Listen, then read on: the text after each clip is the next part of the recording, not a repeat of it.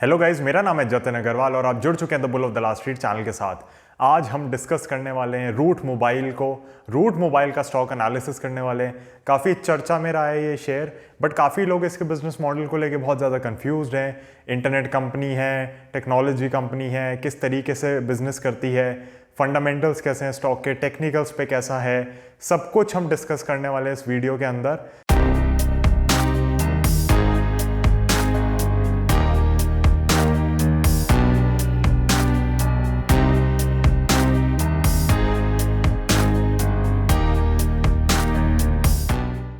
सबसे पहले स्टार्ट करते हैं, ये कंपनी फाउंड कब हुई थी। तो 2004 में कंपनी की फाउंडिंग हुई थी and mister Rajdeep Kumar Gupta and mister Sandeep Kumar Gupta इस कंपनी के प्रमोटर्स हैं। प्रमोटर की होल्डिंग इस समय 65-66% के अराउंड चल रही है। ये कंपनी बेसिकली एक CPaaS and A2P service provider company है। ये सारी चीजें हम डिटेल में जानेंगे, बट सबसे पहले कहानी को ले चलते हैं जब इनका पहला अटेम्प्ट हुआ था IPO का। जी हाँ, तो अटेम्प्ट का मतलब यह है कि पहले भी इन्होंने IPO लाने की कोशिश करी थी। 2018 में इन्होंने सोचा था IPO लाने की। उस समय यस सिक्योरिटीज वगैरह इनके बुक रनिंग लीड मैनेजर्स थे एंड यस सिक्योरिटीज के अंदर से ही मिस्टर बादलिया करके एक जना था जो एक्चुअली उस समय यस सिक्योरिटीज में वर्क करते थे एंड वो BRLM वगैरह और उनको लीड कर रहे थे। And then what happened is, एक होता है ना संगम, इस कंपनी को एक बहुत अच्छा चीफ स्ट्रैटेजिक ऑफिसर मिला है मिस्टर बादलिया के रूप में एंड वो करंटली रूट मोबाइल के साथ काम कर रहे हैं। इनफैक्ट अगर आप कॉन कॉल्स भी सुनेंगे और काफ़ी इंटरव्यूज वगैरह देखेंगे तो कहीं ना कहीं मिस्टर बादलिया का जिक्र होता है या फिर वही आप लोगों से बात कर रहे होते हैं। तो आपको पता होना चाहिए कि वो यस सिक्योरिटीज़ के अंदर थे एंड जब इनका IPO आने वाला था 2018 में, ऑब्वियसली बाद में यस सिक्योरिटीज़ वगैरह BRLM नहीं थे, पूरा यस बैंक का जो किस्सा फैला था उसके बाद। एंड फाइनली अब ये पर्टिकुलर जो पर्सन है मिस्टर बादलिया, मिस्टर गौतम बादलिया, ये रूट मोबाइल के चीफ स्ट्रेटेजिक ऑफिसर भी हैं। IPO था गाइस देखिए 600 करोड़ रुपए का। 600 करोड़ में मेजॉरिटी चंक था ऑफर फॉर सेल का। थोड़ा बहुत जो कंपनी को पैसा यूज करना था तो उसमें कहीं ना कहीं ऑफिस स्पेस परचेज करनी थी बॉम्बे के अंदर, या फिर आप कह सकते हैं कि अपना डेट रीपेमेंट वगैरह करना था जनरल कॉर्पोरेट पर्पसेस के लिए। तो उस सब के लिए IPO इन्होंने लॉन्च किया। अब ये कहना बहुत ज़्यादा गलत हो जाएगा कि जब रिसेंटली इनका IPO आया था तो इन्हें पैसों की बहुत ज़्यादा ज़रूरत थी। वो एक्चुअली नहीं थी। क्यों नहीं थी? क्योंकि कंपनी के बुक्स में 100 करोड़ से ऊपर का कैश पहले भी था। तो 2018 में जब IPO सक्सेसफुल नहीं रहा तो इन्होंने 2020 में IPO अपना लॉन्च किया एंड 2020 में हमने देखा IPO को बहुत अच्छा रिस्पॉन्स मिला है। तो गाइज अब हम थोड़ा बिजनेस की डिटेल्स को समझते हैं। बिजनेस को आप 3 वर्टिकल्स में डिवाइड कर सकते हैं। पहला बिजनेस का वर्टिकल हो गया एंटरप्राइज सॉल्यूशंस, यानी कि एंटरप्राइजेस के लिए, कंपनीज के लिए जिनसे डायरेक्ट डीलिंग करते हैं ये लोग, उसके लिए हो गया पहला वर्टिकल। सेकेंड वर्टिकल हो गया इनका BPO का। तो उन्होंने एक बैक एंड ऑफिस वगैरह सेट किया हुआ है कि अगर आपको कस्टमर केयर सर्विस चाहिए, जो कि इनकी सर्विसेज के साथ बहुत ज़्यादा रिक्वायर्ड होती हैं, तो सर्विसेज को भी आगे हम डिस्कस करते चलेंगे, बट उसके लिए इन्होंने एक BPO का वर्टिकल सेटअप किया हुआ है। एंड तीसरा डिवीजन हो गया मोबाइल ऑपरेटर का। तो उसके अंदर ऑब्वियसली क्योंकि हम समझेंगे कि कैसे कम्युनिकेशन वगैरह इनेबल करने में बहुत हेल्प करती है कंपनी बाकी कंपनीज को, तो इनको एक मोबाइल ऑपरेटर का डेफिनेटली डिवीजन चाहिए। एंड कहीं ना कहीं हम जब एक्सपेंसेस वगैरह भी देखेंगे तो हम समझेंगे कि किस तरीके से कंपनी वर्क कर रही है, किधर सबसे ज्यादा खर्चा हो रहा है, किस जोन से सबसे ज्यादा इनकम हो रही है, इसका थीसिस क्या, इसका थीम क्या है, तो वो सब हम आगे अब डिस्कस करते चलेंगे। तो गाइस सबसे पहले हम समझते हैं कि CPaaS क्या है। CPaaS stands for communication platform as a service. तो ऑब्वियसली अब सारा बिजनेस मॉडल वगैरह क्लाउड पे जाता जा रहा है एंड कहीं ना कहीं कंपनीज को हो गया है कि अगर हम किसी के साथ भी बिजनेस कर रहे हैं या कस्टमर्स वगैरह जो हमारे साथ डील कर रहे हैं, तो इनको एक होलिस्टिक ओवरव्यू, एक अच्छा एक्सपीरियंस मिल सके एक ही ऐप के थ्रू या एक ही सर्विस के थ्रू। अब इसको हम थोड़ा डिटेल में समझते हैं, थोड़ा ध्यान से सुनिएगा। CPaaS के अंदर होता क्या है, बेसिकली आप लोग एक प्लेटफॉर्म ऐसा बिल्ड करते हैं जिसके ऊपर लेट्स से कि आज रूट मोबाइल ने एक प्लेटफॉर्म, बेसिक एल्गोरिदम्स वगैरह डेवलप कर रखी हैं, बेसिक आर्किटेक्चर डेवलप किया हुआ है किसी सॉफ्टवेयर का। उसके ऊपर उबर आके कहेगा कि अच्छा अब हम अपना जो एप्लीकेशन है उसको इसके ऊपर बेस करेंगे और जो भी कम्युनिकेशन हो रहा होगा यूजर के बीच में या मेरे ऐप के बीच में, वो ये CPaaS एनेबल करेगा। तो लेट अस से अगर उबर ने CPaaS यूज किया रूट मोबाइल का फॉर एग्जांपल, तो होगा क्या, मैं जाऊंगा उबर बुक करने के लिए, तो जब मुझे टैक्सीज वहां पे दिखती हैं कि कौन कौन सी पास हैं, तो वो CPaaS कहीं ना कहीं इनेबल कर रहा होगा उस चीज़ को। उसके बाद मैं सेलेक्ट करूंगा कि हाँ मेरे को यहाँ से पिकअप एंड ड्रॉप चाहिए, फिर जब ड्राइवर को मेरी डिटेल्स दिखेंगी तो वहाँ कहीं ना कहीं CPaaS इनेबल कर रहा होगा इन सब चीज़ों को। हो सकता है एक OTP शेयर हो हमारे बीच में, तो वो वो CPaaS एनेबल कर रहा होगा, ड्राइवर को मेरी लोकेशन मिल रही होगी, वो CPaaS एनेबल कर रहा होगा। तो ये सारी चीजें खुद से नहीं होती, इनके लिए एक आपको प्लेटफॉर्म चाहिए होता है। इसलिए आप देखेंगे कि मोस्टली कंपनीज का जो प्लेटफॉर्म होता है वो बहुत ज्यादा इंपॉर्टेंट होता है। यूजर इंटरफेस आप उसको कह सकते हैं, वो बहुत ज्यादा इंपॉर्टेंट होता है। अगर वो ही ढंग से नहीं रिएक्ट करेगा, ढंग से नहीं चलेगा, जैसे कभी कभी हमने देखा OTP आने में कितनी देर लग जाती है, तो हम इरिटेट ही हो जाते हैं कि 5 मिनट हो गए, 10 मिनट हो गए, OTP नहीं आया। तो OTP आना, OTP अप्रूव होना, ये सारी चीजें कहीं ना कहीं CPaaS के थ्रू हो रही होती हैं या CPaaS के बिजनेस के अंडर आ रही होती हैं। तो जो भी कंपनीज आपको CPaaS के बिजनेस के अंदर दिखेंगी, जैसे कि रूट मोबाइल हो गई, तो उनका काम होता है कि ये सारा स्मूथली फंक्शन करता रहे, ये सब बहुत ढंग से एनेबल होकर चलता रहे। तो फॉर एग्जांपल जैसे कि इनके क्लाइंट है एमिरेट्स, तो एमिरेट्स का जो पूरा ग्राउंड स्टाफ होगा तो उसको दिखते रहना चाहिए कि किस तरीके से कौन कौन सी फ्लाइट बोर्ड हो रही हैं, पैसेंजर्स किधर किधर हैं इस समय पे। अगर कोई ग्राउंड स्टाफ में दिक्कत आ रही है तो वो एक जन अपडेट करे और वो सबको मिल जाए। तो ये सारी चीजें CPaaS के थ्रू एनेबल होती हैं। अब जब CPaaS को हम रिसर्च करते हैं तो हमें एक वर्ड सामने निकल के आता है, वो है ओमनी चैनल। ओमनी चैनल क्या होता है? तो आपको ये तो पता ही है कि आज मेरे फोन के अंदर या आपके फोन के अंदर मल्टीपल एप्लीकेशंस हैं, बट उन एप्लीकेशंस में लेटेस्ट से मैं फेसबुक में कहीं इंटरेक्ट कर रहा हूं और फिर मुझे है कि मैं वही चीज इंस्टाग्राम में आगे कंटिन्यू करूं, तो वो जो कंटिन्यूएशन आना होता है वो ओमनी चैनल के थ्रू आ पाता है। यानी कि आपका यूजर एक मान लीजिए आप बीच में है and then he is able to communicate via maybe WhatsApp, Facebook, Instagram, Snapchat. तो ये मैं आपको एक एग्जाम्पल देने के लिए समझा रहा हूं। ऑब्वियसली जो बिजनेसेस होते हैं वो इतने वेरीड ऐप्स को यूज नहीं करेंगे। फेसबुक वगैरह मार्केटिंग वगैरह के लिए यूज कर सकते हैं, इवन आप कम्युनिकेट करने के लिए कर सकते हैं, बट बिजनेसेस आपको डायरेक्टली नहीं कहते कि आप फेसबुक पे रजिस्टर करें। बट मैं आपको एग्जांपल देने के लिए समझा रहा हूं।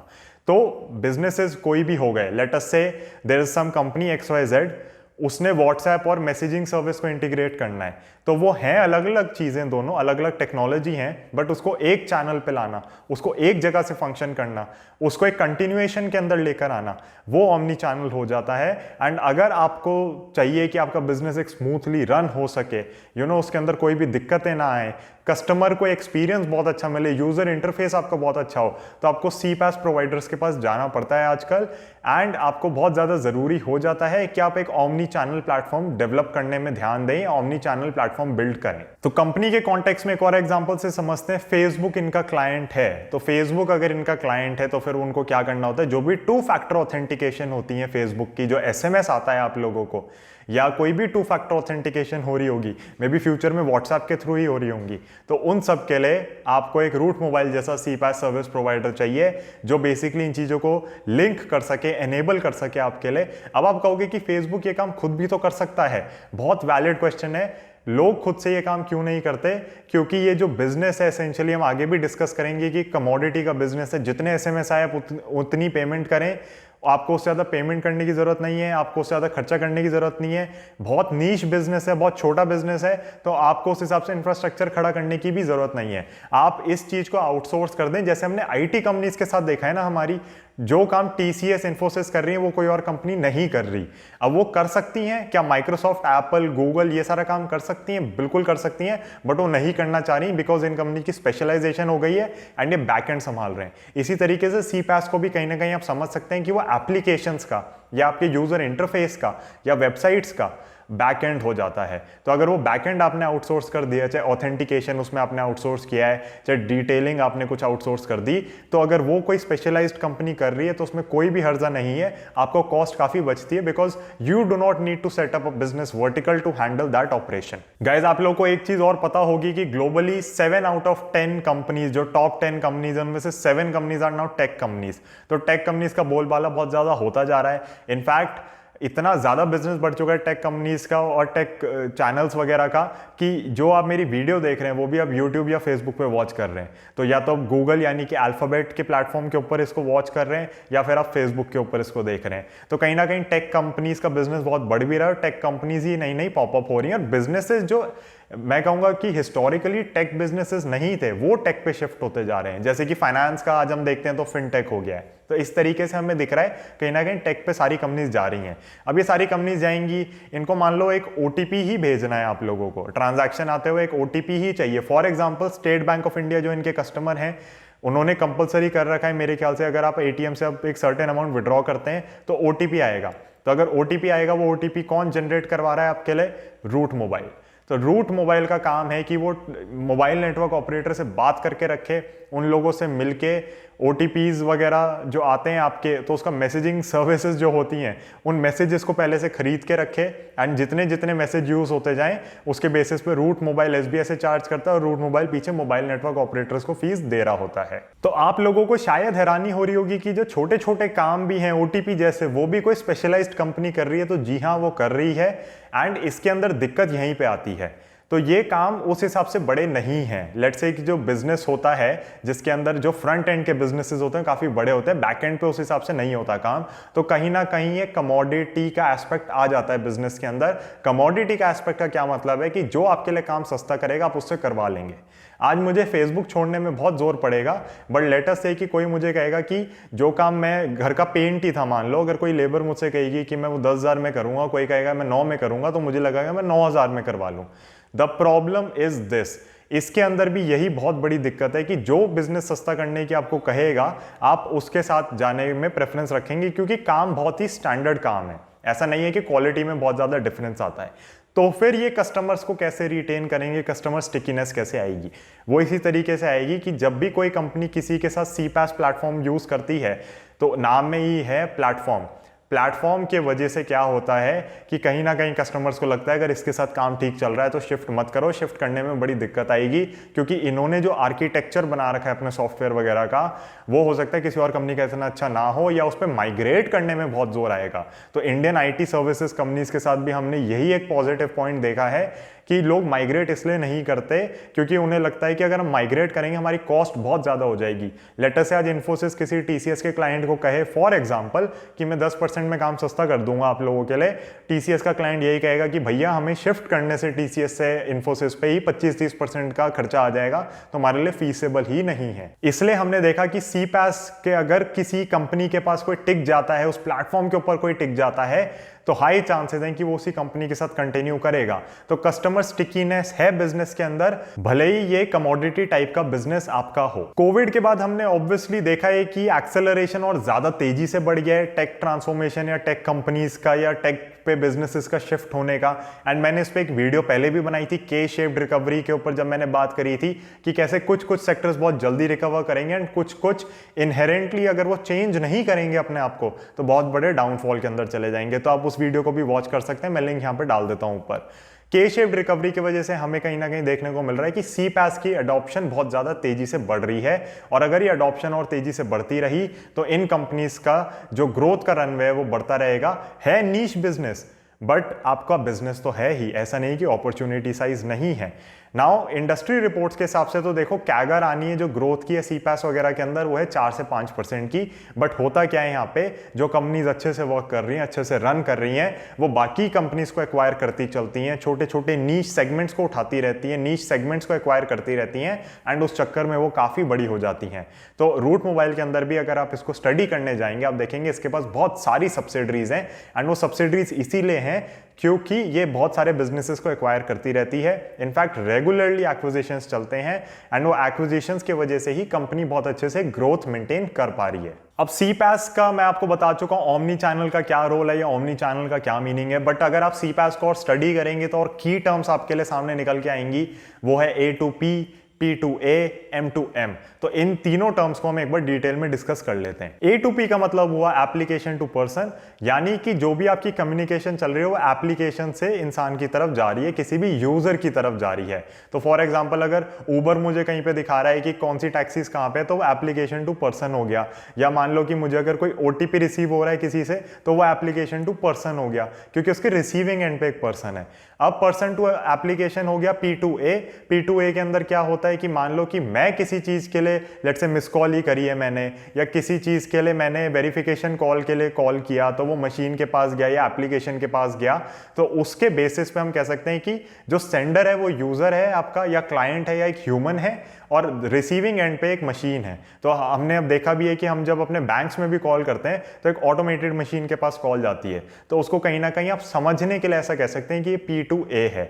नेक्स्ट टर्म जो हमें सामने निकल के आती है वो है M2M, यानी कि मशीन टू मशीन, मशीन आपस में ही अपने आप से बात कर रही है या डेटा डिकोड कर रही है या कुछ ना कुछ उसके बेसिस पे रिजल्ट्स डिराइव कर रही है। तो ये company obviously A2P service provider है बहुत बड़ा, तो ये एप्लीकेशन टू पर्सन उस टेक्नोलॉजी के ऊपर काफ़ी अच्छे से काम करते आ रहे हैं और काफ़ी इनकी सर्विसेज A2P प्लेटफॉर्म के बेसिस पे चलती हैं। तो CPaaS एक तरीके से मैं कहूँगा अम्ब्रेला है जिसके अंडर आप अपने अपने नीश सेगमेंट्स को डोमिनेट कर सकते हैं एंड कहीं ना कहीं A2P का जो इनका सेगमेंट है वो बहुत अच्छे से चल रहा है। एंड CPaaS तो देखो ये सारा कुछ है ही जिसके ऊपर हम बात कर रहे हैं और CPaaS भी पूरा आपका क्लाउड के ऊपर एक तरीके से, इनफैक्ट कभी कभी तो मैं इसको cloud platform as a service बोल देता हूँ या cloud communication platform as a service बोल देता हूँ। मैं भूल जाता हूँ कि कम्युनिकेशन पहला वर्ड है इसके अंदर, क्योंकि इतना सब कुछ इंटरनेट या डिजिटल हो चुका है। तो ये जो सारा आपका प्लेटफॉर्म है ये ग्लोबली बेसिकली आपको हेल्प करता है। अब लेट्स से कि मेरे पास एक ऐप तैयार हो गया, उसके ऊपर मेरा प्लेटफॉर्म अच्छे से बन गया, तो रूट मोबाइल जैसी जो कंपनीज होती हैं ये ग्लोबली काफी मोबाइल नेटवर्क ऑपरेटर्स यानी MNO, अगर आप पढ़ेंगे इनकी रिपोर्ट्स वगैरह तो MNO वर्ड कई बार आपको दिखेगा। मोबाइल नेटवर्क ऑपरेटर्स के साथ ये लोग टाई अप करके रखते हैं। तो आप किसी भी कंट्री के अंदर कोई भी यूजर है वो SMS वगैरह भेज रहा है या कुछ भी हो रहा है तो कम से कम आपके बिजनेस में कोई रुकावट नहीं आनी चाहिए, आपका बिजनेस अपना नॉर्मली बिल्कुल ढंग से चलता रहता है। अब ऑब्वियसली गाइस बिजनेस सुनने में बहुत अच्छा लग रहा है, रनवे ग्रोथ का भी हमें दिख रहा है एक्विजिशंस वगैरह की वजह से, बट सब कुछ इतना हंकी डोरी रोजी रोजी तो नहीं हो सकता। भले ये वीडियो मैं वैलेंटाइंस डे पे बना रहा हूं बट ऐसा तो नहीं हो सकता ना कि सब कुछ इतना अच्छा हो। तो कहीं ना कहीं रिलेशनशिप्स में भी जैसे कठिनाई आती है तो बिजनेस के अंदर भी कुछ ना कुछ होगा जो मुझे थोड़ा नेगेटिव लगा होगा। तो सबसे पहले हम कंपनी का जो ओवरऑल है ना जिस इंडस्ट्री के अंदर है उसका नेगेटिव्स थोड़ा डिस्कस कर लेते हैं। इंडस्ट्री का जो एक मुझे मेजर नेगेटिव लगता है वो यही है कि टेक ड्रिवन इंडस्ट्री है, तो टेक में डिसरप्शंस बहुत ज्यादा होती हैं। वैसे अच्छी बात है कि आप बैकएंड संभाल रहे हो एक तरीके से, बट टेक डिसरप्शंस बहुत ज्यादा होती हैं। हो सकता है कि फ्यूचर में कंपनीज CPaaS के बजाय किसी और प्लेटफॉर्म की ओर या किसी और कम्युनिकेशन प्लेटफॉर्म की ओर माइग्रेट करना शुरू कर दें। फिलहाल माइग्रेशन CPaaS पर आ रही है, बट टेक वर्ल्ड के अंदर देर नहीं लगती नई चीज के लिए आने की, एंड इस चीज का हमें ध्यान रखना बहुत ज्यादा जरूरी है। सेकेंड जो एक दिक्कत हो सकती है वो यही है कि लेटर से कि इनकी सर्विस की क्वालिटी कहीं ना कहीं खराब हो और उस चक्कर में क्लाइंट्स लूज करते रहें। हो सकता है कि क्वालिटी वाइज भी इनकी सर्विस ना खराब हो बट कोई इनको अंडरकट कर दे। तो मैंने आपको जैसे कहा था कि कमोडिटाइज्ड है बिजनेस कहीं ना कहीं, तो कोई सस्ती सर्विस देगा तो लोगों को लगेगा कि मैं उसके साथ जाऊं, तो ये भी बहुत बड़ी दिक्कत है। तो ये जो दो इश्यूज है ना, एक तो हो गया कि आपके पास वैल्यू में ग्रोथ नहीं है, वॉल्यूम में ग्रोथ है। तो वैल्यू यानी कि आप अपनी प्राइसिंग पावर डिसाइड नहीं कर पा रहे। जैसे कि हमने देखा एप्पल जैसी कंपनी उसके पास बहुत ज्यादा प्राइसिंग पावर है, बट मे बी Xiaomi के पास उस हिसाब से प्राइसिंग पावर नहीं है। तो Xiaomi क्या करती है, वो वॉल्यूम ग्रोथ पे जाती है, वैल्यू ग्रोथ पे नहीं जाती। तो हमें ये देखना होगा कि जो companies basically volume growth driven है तो उनको कोई भी आके अंडरकट कर सकता है, बट इसका मतलब ये नहीं है कहीं पर भी कि ये कंपनीज अच्छी नहीं है या ये ग्रो नहीं कर सकती, बट आपको रिस्क पता होने चाहिए। तो दो रिस्क हमने जो डिस्कस करे, टेक के अंदर कंपनी है, टेक में डिस्ट्रप्शंस बहुत ज्यादा होते हैं, पहला रिस्क। सेकंड रिस्क हो गया कि ये वॉल्यूम ग्रोथ ड्रिवन है, कोई अगर इनको अंडरकट करेगा तो हाई चांसेस है कि नए कस्टमर्स ये ऐड नहीं कर पाए। अब कुछ नेगेटिव्स जो कंपनी स्पेसिफिक हैं, तो वो मैं कहूंगा नेगेटिव्स नहीं है बट आपको बस पता होना चाहिए। तो प्रमोटर्स के पास ये कंपनी है, बट प्रमोटर्स इंडिपेंडेंटली और भी कंपनीज को ओन करते हैं जो इनकी सब्सिडरीज नहीं है, तो उनकी बात कर रहा हूं। एंड वो प्राइमरीली होटल बिजनेसेस हैं।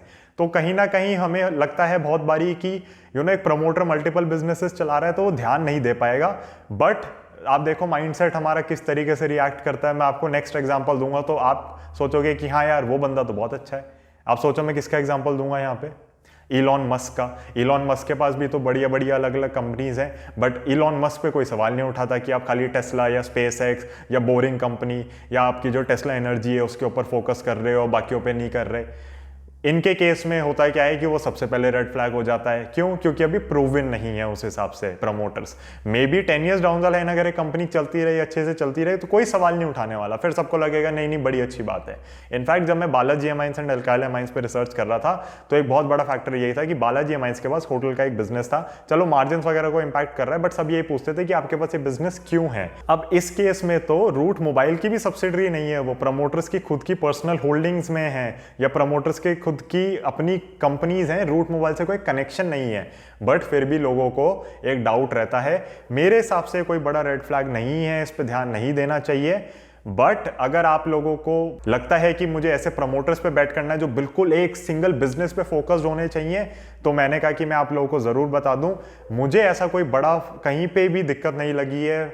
हमने अकाउंटिंग भी गो थ्रू करी है, बैलेंस शीट्स गो थ्रू करी हैं, एनुअल रिपोर्ट्स गो थ्रू करी हैं, एंड मुझे कहीं पे भी कोई बड़ा एरर ऐसा नहीं लगा जिसको मैं डिस्कस करूं और कहूं कि इस कंपनी के अंदर ये बहुत बड़ी दिक्कत है। एक चीज और मैं कहना चाहूंगा गाइस कि इस टाइप के बिजनेसेस बहुत अच्छे एक्विजिशन टारगेट्स हो सकते हैं, क्योंकि कोई बड़ा सीपैस प्रोवाइडर या कोई बड़ा प्लेयर इसी इंडस्ट्री का इस बिजनेस को एक्वायर भी कर सकता है। और ऐसा हमने देखा भी है कि कई सारे बिजनेसेस इस फील्ड के अंदर एक्वायर होते चले हैं। इनफैक्ट सिल्वर मेंबर्स के लिए जो एक्स्ट्रा कंटेंट आएगा वो उन एक्विजिशंस के ऊपर ही होगा, बट मुझे लगा कि इस वीडियो का स्कोप बहुत ज्यादा बढ़ जाएगा अगर मैं एक्विजिशंस की एक एक की बात करने लग जाऊंगा तो इसलिए वो सिल्वर मेंबर्स के लिए सेपरेटली आ चुका है जब आप लोग ये वीडियो देख रहे हैं। तो गाइज अब हम चलते हैं अपने स्क्रीन्स के ऊपर, स्क्रीनर को यूज करेंगे, फाइनेंशियल्स वगैरह समझेंगे, Q3 के नंबर्स को समझेंगे, थोड़ा समझेंगे कि बिजनेस के एक्सपेंसेस वगैरह किधर हैं प्राइमरीली। उसके बाद हम चलेंगे टेक्निकल एनालिसिस पे, ट्रेडिंग व्यू पे चलेंगे और इसका चार्ट स्ट्रक्चर समझेंगे और देखेंगे कि किधर इसकी बाइंग अपॉर्चुनिटी बनती है, क्या है ब्रेकआउट्स वगैरह, किस हिसाब से चार्ट ट्रेड कर रहा है, स्टॉक ट्रेड कर रहा है। अगर आप मुझे ट्रेडिंग व्यू पे फॉलो करना चाहते हैं तो उसका भी लिंक मैंने डिस्क्रिप्शन में डाल रखा है। बट ये सब करने से पहले मैं आपको बता दूं, जो Q3 FY21 था उसके अंदर एक चीज आई थी DLT चार्ज करके, यानी कि मोबाइल नेटवर्क ऑपरेटर्स ने कहा था जो भी उनके बल्क SMS यूज कर रहे हैं कि अब आपको हमें एक छोटा सा चार्ज देना पड़ेगा, जो कि था 0.025 पर SMS। तो उस चक्कर में इस क्वार्टर में इनके मार्जिन हमें थोड़े कंस्ट्रेन होते हुए दिखे, क्योंकि इन्होंने क्या किया कि जिस से ये पास ऑन नहीं कर सकते थे ना कॉस्ट, इन्हें था कि अच्छा आप पास ऑन नहीं कर पा रहे कॉस्ट, तो भी आप बिजनेस ना छोड़ो, बिजनेस खींच लो। तो ये एक बहुत अच्छी स्ट्रैटेजी होती है कि जब थोड़ी इंडस्ट्री में डिस्ट्रेस आए और अगर आप बिजनेस खींच पाए, क्योंकि हमने देखा है लॉन्ग टर्म कस्टमर्स इनके बन जाते हैं, कस्टमर स्टिकीनेस है। तो अगर आपने कस्टमर स्टिकीनेस दिखा दिया, वही हुआ ना, मे बी सामने वाली कंपनी कहती है कि नहीं जी ये चार्ज तो आपको ही पे करना पड़ेगा, हम क्यों पे करेंगे। इन्होंने कहा कि अच्छा जो जो नहीं कर पा रहा हम पे कर देंगे, आप अगले क्वार्टर से या 6 महीने बाद से हमें दे देना ये चार्ज जो भी है, बट आप हमारे साथ बिजनेस कर लो। तो एक बार आपने बिजनेस अपने पास खींच लिया तो अगेन आप एक बहुत पॉजिटिव टेरिटरी में आ गए, बिकॉज आपके पास एक लॉन्ग टर्म का कस्टमर बन गया। तो ये DLT चार्ज का इंपैक्ट इनके Q3 में आया है, बट उसके सिवाय कोई बड़ा ऐसा नेगेटिव नहीं था क्वार्टर के अंदर। एंड इनफैक्ट आगे जाते हुए इन्होंने खुद कहा है कि we will be able to pass on this cost to our customers. तो जो भी लेट्स से कि गूगल हो गई, अगर वो इनका प्लेटफॉर्म यूज कर रही है और उनको OTP भेजना होता है, जैसे गूगल पे इनके क्लाइंट हैं, अगर उनको OTP भेजना होता है तो फिर DLT चार्ज मान लो गूगल कहती है कि मैं नहीं दे रही, बट अब गूगल दे देगी फ्यूचर के अंदर, क्योंकि वो रैशनलाइज हो चुका है, नॉर्मलाइज हो चुका है, इंडस्ट्री का वो स्टैंडर्ड बन चुका है। बट एक बार जो सबको लगता है ना कि नहीं यार कॉस्ट बढ़ गई, उसका झटका इन्होंने अपनी तरफ झेल लिया एंड कस्टमर्स को इन्होंने अपने अंदर ले लिया। अब हम चलते हैं स्क्रीनर के ऊपर, एक बार बेसिक समझ लेते हैं फंडामेंटल्स कंपनी के, जो हमें और जो नंबर्स वगैरह हमें गो थ्रू करने हैं, फिर ट्रेडिंग व्यू पे, एंड उसके बाद इस वीडियो को कंक्लूड करते हैं। तो गाइज हम आ चुके हैं स्क्रीनर के ऊपर। अब हम सबसे पहले देख लेते हैं कंपनी। देखिए रिलेटिवली काफ़ी छोटी है, इनफैक्ट जब IPO वगैरह आया था तब तो बहुत ही छोटी थी। इफ़ आई रिमेंबर करेक्टली 375-400 के अराउंड का IPO का इशू प्राइस था और तब से ही काफ़ी अच्छा रनअप दिया है। इस समय हम देख सकते हैं 1500-1600 के अराउंड स्टॉक चल रहा है, एंड अभी भी फिर भी 9000 करोड़ की ही कंपनी है। रिटर्न रेशियोज काफ़ी अच्छे हैं, प्रॉफिट की ग्रोथ बहुत अच्छे से हो रही है। जैसा कि मैं आप लोगों को बताता आ रहा हूँ कि बिजनेस के अंदर अगर आप कंपनीज एक्वायर करते रहेंगे तो इसके अंदर ग्रोथ में कोई कमी नहीं आने वाली। इनफैक्ट मैनेजमेंट ने गाइड जो किया है वो उनको है कि हमारे मार्जिन्स और इम्प्रूव होने चाहिए। अभी मार्जिन्स कहीं जैसे थोड़ा हिट लिए हैं DLT चार्ज वगैरह की वजह से, जो मैं आपको बता चुका हूँ, फिर भी मैनेजमेंट को है कि हमारे गाइडेंस बहुत अच्छी है, एंड क्वार्टर ऑन क्वार्टर हमारी ग्रोथ 10% की तो बड़े आराम से आनी चाहिए। ईयर ऑन ईयर की नहीं कह रहा, क्वार्टर ऑन क्वार्टर बेसिस की कह रहा हूँ। तो सिक्वेंशियल क्वार्टर्स की ग्रोथ काफ़ी स्ट्रॉन्ग एक्सपेक्ट कर रही है मैनेजमेंट।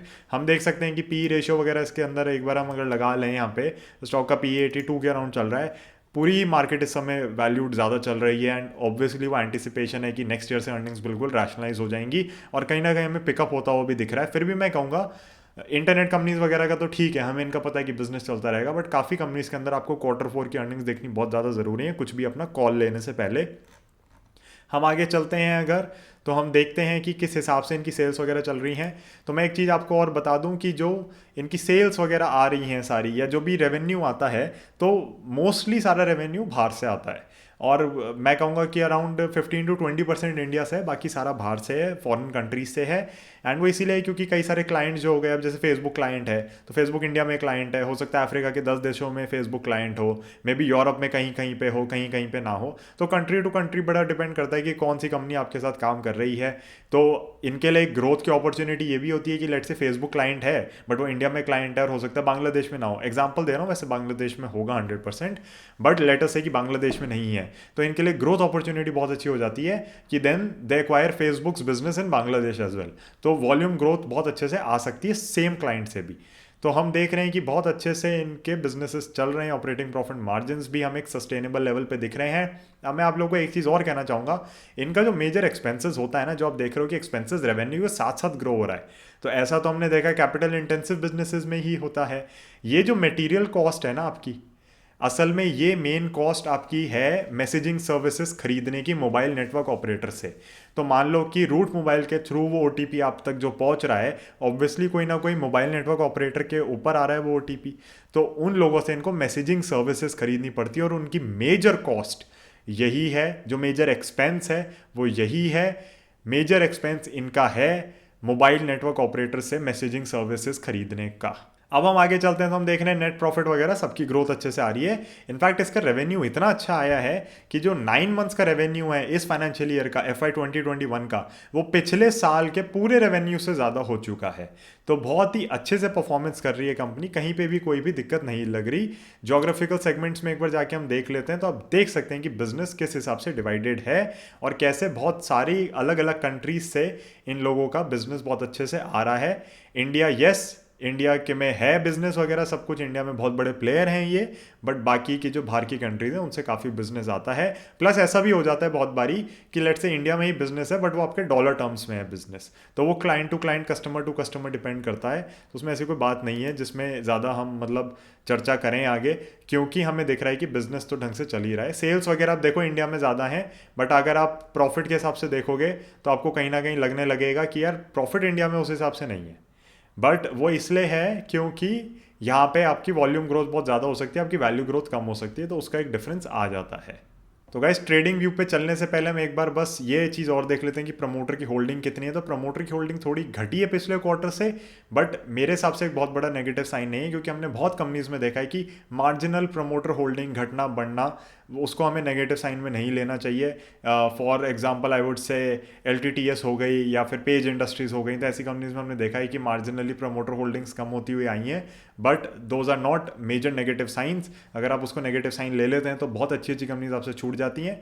यस, अगर कोई मेजर स्टेक सेल होएगा प्रमोटर्स की तरफ से तब हम इस पर बहुत ढंग से ध्यान देंगे, बट जब तक वो नहीं होता I think you can let this one go. तो गाइज अब हम आ चुके हैं ट्रेडिंग व्यू पे और हम रूट मोबाइल के अपने चार्ट के ऊपर आ चुके हैं। अब आप लोगों को पता है कि फंडामेंटल एंड टेक्निकल एनालिसिस दोनों ही बहुत ज़्यादा ज़रूरी होते हैं, वरना हम ITC जैसे शेयर्स के अंदर 7-7, 8-8 साल के लिए फंस जाएंगे, जो फंडामेंटली बहुत अच्छे हैं बट टेक्निकली बहुत ख़राब हो चुके हैं। तो होता है क्या है कि अगर आपको पता चल जाता है कि हाँ स्टॉक अटक गया है, तो कम से कम आप उससे अपनी कुछ पोजीशन हल्की कर सकते हैं या आप डिसाइड कर सकते हैं कि आपको बेटर उसके अंदर इन्वेस्ट कब करना है। जैसे ITC के केस में मैं आप लोगों को एक पहली वीडियो में बता चुका हूँ। नाउ रूट मोबाइल के अंदर एक बहुत ही स्ट्रॉन्ग ब्रेकआउट आया है, रिसेंटली आया, इनफैक्ट थर्सडे को ही आया है, एंड हम देख सकते हैं कि अराउंड 1280-1300 का जो जोन था उसको क्रॉस करके स्टॉक ने 20% की कैंडल मारी है एंड प्रॉपर टेक्निकल ब्रेकआउट है। एंड उसके बाद भी स्टॉक ऊपर ही गया है। अब ये लाल कैंडल इसलिए बनी है क्योंकि खुला ऊपर होगा, नीचे बंद हुआ है, बट स्टॉक उसके ऊपर ही कंटिन्यू कर रहा है जर्नी अपनी, 4-4.5% बढ़ के ही बंद हुआ था। तो स्टॉक का चार्ट ज़्यादा नहीं है क्योंकि रिसेंटली लिस्टेड कंपनी है, बट हमें दिख रहा है कि स्टॉक एक अच्छे मोमेंटम में है। एंड इसके जो कंपेटिटर्स वगैरह हैं बाहर US वगैरह में जो लिस्टेड हैं, उन सब की वैल्यूएशंस भी इसी हिसाब से चल रही हैं, उनमें भी बहुत अच्छी ग्रोथ आ रही है। तो कहीं ना कहीं मुझे लगता है ग्रोथ का मोमेंटम बरकरार रहेगा अगर कंपनी लेट से कि फंडामेंटली फाइनेंशियली वगैरह अपने बैलेंस शीट्स वगैरह ढंग से मैनेज करके चलती है, बिजनेस ढंग से एथिकली करते हैं, ट्रांसपेरेंटली करते हैं, कोई दिक्कत नहीं होती, तो मुझे ऑनेस्टली लग रहा है कि एक बहुत अच्छा प्ले हो सकता है। पूरा जो हमारा ग्लोबल वर्ल्ड है इस समय जो टेक के ऊपर कहीं ना कहीं माइग्रेट कर रहा है, उनको जो सर्विसेज चाहिए, CPaaS बहुत ही बेसिक हो चुका है सब कंपनीज के लिए, एंड कहीं ना कहीं CPaaS के थ्रू ही आप एक तरीके से एनेबल कर पा रहे हैं अपना यूज़र इंटरफेस उस लेवल पे जिस लेवल पे कस्टमर्स को अब आदत हो गई है या उन्हें कंफर्टेबल लगता है या एक ईज़ लगती है। तो कस्टमर्स को ईज़ देना, कस्टमर को कंफर्ट देना सारे बिजनेसेस का मिशन होता है, कस्टमर्स की प्रॉब्लम्स को सॉल्व करना, तभी आप उनसे चार्ज कर सकते हैं। एंड ये कहीं ना कहीं मुझे होता हुआ दिख रहा है और रूट मोबाइल जैसी कंपनी बहुत ही स्वीट स्पॉट के अंदर है इसका बेनिफिट लेने के लिए। तो टेक्निकली तो देखिएगा इस ब्रेकआउट आ चुका है, इसके अंदर मैं और कुछ भी नहीं कह सकता। अब बेसिकली अगर सिर्फ टेक्निकल ट्रेड होती तो कायदे से ये हमारा स्टॉप लॉस हो जाता, बट मुझे लगता है कि एक अपवर्ड जर्नी अच्छे से चलनी चाहिए। सारी इंटरनेट कंपनीज बहुत अच्छे से परफॉर्म कर रही हैं। इनफैक्ट नेक्स्ट 1 से 2 ईयर्स में बहुत सारी इंटरनेट कंपनीज इंडिया में लिस्ट भी होने वाली हैं। तो हमें इस स्पेस को बहुत ढंग से वॉच करना है, एंड इस स्पेस की अगर कोई हमें अच्छी कंपनी टकराती है तो आप उसके अंदर डेफिनेटली इन्वेस्ट और ट्रेड कर सकते हैं। तो गाइज होपफुली आप लोगों को सब कुछ बहुत क्लियर हो गया होगा। रूट मोबाइल के बिजनेस के बारे में, इसकी बिजनेस थीसिस वगैरह सब कुछ समझ आ गई होगी। मैं आप लोगों से एक चीज और कहना चाहूंगा कि रूट मोबाइल पर्सनली मुझे कंपनी काफी पसंद आई है, एंड ये मेरे टेक डिस्रप्टर मॉडल पोर्टफोलियो का भी हिस्सा है एक सर्टेन एलोकेशन में। तो अगर आप लोग जो the bull of Dalal street के नए मॉडल पोर्टफोलियोज लॉन्च हुए हैं इंट्रोडक्टरी प्राइजेस पे, अगर आप उनको सब्सक्राइब करना चाहते हैं तो आप मुझसे कम्युनिकेट कर सकते हैं। Email ID and mobile number मेरा डिस्क्रिप्शन में हमेशा की तरह मेंशन्ड है। वीडियो खत्म करते हुए गाइस मैं यही कहना चाहूंगा कि बिजनेस ओवरऑल अच्छा है, इंडस्ट्री ओवरऑल अच्छी है। यस, थोड़े थोड़े कहीं ना कहीं पे हमें ध्यान रखने की जरूरत है क्योंकि टेक फील्ड के अंदर है या कमोडिटाइज्ड है बिजनेस, बट उसको अगर हम छोड़ दें तो कहीं ना कहीं मुझे बिजनेस के अंदर बहुत ज़्यादा दम दिखता है। मुझे लगता है कि ये कंपनी बहुत अच्छे से कर सकती है। इनफैक्ट हम देख रहे हैं कि कंपेटिटर्स वगैरह भी जिनके ग्लोबली बहुत अच्छे से परफॉर्म कर रहे हैं। ये कंपनी की मेन जो डोमिनेंस है वो कहीं ना कहीं एशिया और मिडल ईस्ट और अफ्रीका, इन कंट्रीज में, डेवलपिंग कंट्रीज में है। तो इनकी अभी वैल्यू ग्रोथ उस हिसाब से नहीं हो रही। यूरोप, यूएस को जब ये टैप इन करना शुरू करेंगे फ्यूचर में तो हम देखेंगे कि हो सकता है ये थोड़ी प्राइसिंग पावर भी अपनी ला पाए उन कंट्रीज के अंदर। और दिक्कत क्या होगी, अगर ये इसी टाइप के रेट्स प्रोवाइड करते रहे तो यूएस और यूरोप के अंदर ये बिजनेस बहुत ईट अवे कर सकते हैं बड़े प्लेयर्स का, क्योंकि हमें पता है कमोडिटाइज बिजनेस है, वॉल्यूम ग्रोथ इस बिजनेस के अंदर बहुत ज्यादा जरूरी है, वैल्यू ग्रोथ उस हिसाब से नहीं आती। तो अपॉर्चुनिटीज भी हैं, रिस्क भी हैं, हर बिजनेस के साथ ऐसा ही होता है। अल्टीमेटली अगर आप इसके अंदर इन्वेस्ट करना चाहते हैं तो मैं आपको यही कहूंगा कि अपना खुद का एनालिसिस जरूर करें या अपने इन्वेस्टमेंट एडवाइजर की सलाह जरूर लें। अगर आप मनी क्राफ्ट से जुड़ना चाहते हैं जो कि एक सेबी रजिस्टर्ड इन्वेस्टमेंट एडवाइजर है तो आप मुझे कॉन्टैक्ट कर सकते हैं। Thank you so much for watching this video को लाइक कर दीजिए, चैनल को सब्सक्राइब कर दीजिए और वीडियो को शेयर कर दीजिए व्हाट्सएप ग्रुप्स वगैरह पे। I really hope this video helps you and guides you all in your investment of Root Mobile. Thank you and I'll see you in the next one. Bye.